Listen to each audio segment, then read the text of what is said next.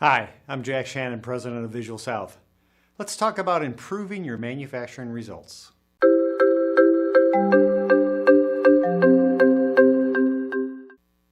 If you're a manufacturer that uses work orders or job orders to manage your production, and you issue material to those work orders, and you report labor against those work orders, you have a gold mine of data that can help you achieve continuous process improvement.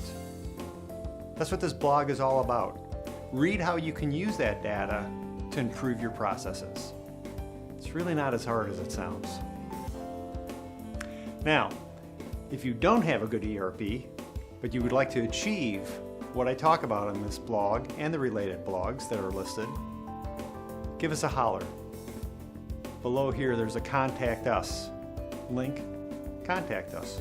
We'll talk about the feasibility of getting you a new ERP. I hope you enjoy everything.